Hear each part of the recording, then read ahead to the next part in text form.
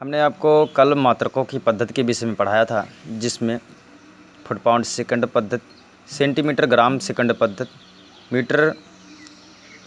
Metre kilogram second पद्धति, ये सभी पद्धतियाँ थीं।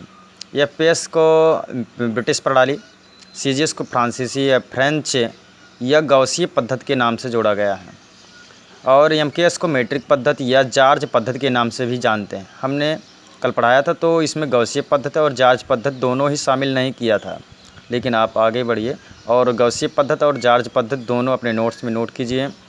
आगे है यसाई या अंतर्राष्ट्रीय पद्धति, सिस्टम इंटरनेशनल जी यूनिट 1971। इसमें क्या हुआ, 7 मूल राशियाँ और 2 पूरक राशियाँ शामिल की गई थी। अगर हम बात करें 7 मूल राशियाँ, तो 7 मूल राशियाँ में द्रव्यमान, लंबाई, समय, ताप, विद्युत धारा, ज्योत तीव्रता, पदार्थ की आणविक मात्रा शामिल होता है। अगर हम इसी 7 मूल राशियों से मान लीजिए हम आगे बढ़ते हैं, तो जैसे एमकेएस पद्धति है तो पद्धतियाँ चेंज हो जाती हैं। जैसे अगर हम एम्पियर धारा को एम्पियर शामिल कर लें, तो यहाँ पर शामिल हो जाएगा एमकेएसए पद्धति।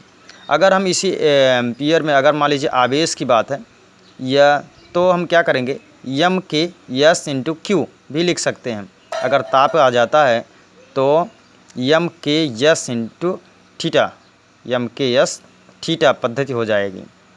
आगे बढ़िए। आज तारीख 5/7/2022। मुख्य भौतिक राशियाँ जो हमने बताया था कल, 7 मूल राशियाँ यानी कि 7 मुख्य भौतिक राशियाँ, तो इसमें था लंबाई,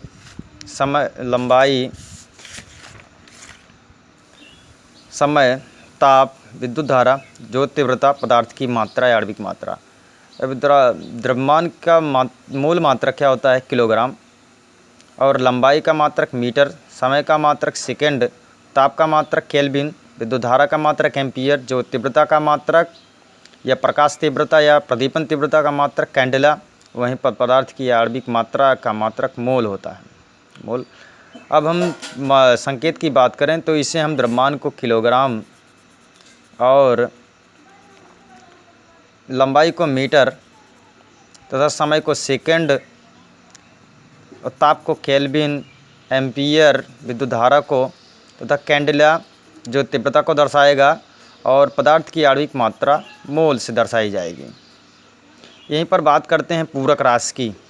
पूरक राशि जिसे हम समतल कोण और ठोस घन कोण के नाम से जानते हैं, समतल कोण और ठोस घन कोण के नाम से जानते हैं। समतल कोण का पूरक मात्रक होता है रेडियन, और घन कोण का मात्रक होता है स्टेरेडियन। इस सांकेतिक भाषा में RAD, और तथा ठोस कोण स्टेरेडियन को हम SR, स्मॉल s और स्मॉल r से ही प्रदर्शित करते हैं। पूरक राशियों के लिए ध्यान रहे कि इनका कोई भी मात्रक नहीं होता है, इनका कोई भी मात्रक उपलब्ध नहीं होता है, यानी कि मात्रक कहने का अर्थ हुआ कि यहाँ पर कोई भी मात्रक उपलब्ध नहीं होगा। इन्हें की बीमा के अंदर में नहीं लिखा जा सकता है, इनका जो बीमीय सूत्र आता है हमेशा 0 आता है। आगे है व्युत्पन्न मात्रक। व्युत्पन्न मात्रक कहाँ क्या होते हैं? व्युत्पन्न मात्रक अन्य मात्रकों की, जो अन्य राशियों की सहायता से उत्पन्न किए जाते हैं, व्युत्पन्न मात्रक कहलाते हैं। जैसे हमने बताया तो मुख्य भौतिक राशियाँ 7 होती हैं। अब इसके अलावा मुख्य भौतिक राशियों के अलावा और राशियाँ होती हैं, उन्हें केवल राशि कहते हैं, और इन्हें इन 7 को मुख्य भौतिक राशि कहते हैं, क्योंकि ये समाहित हो जाती है किसमें जाकर के, इसमें आपके जब हम तुल्य मात्रक निकालते हैं तो इसमें आकर के समाहित हो जाएंगी। ये 7 से ही पूरा आ जाता है, इसी से बीमा बन जाता है।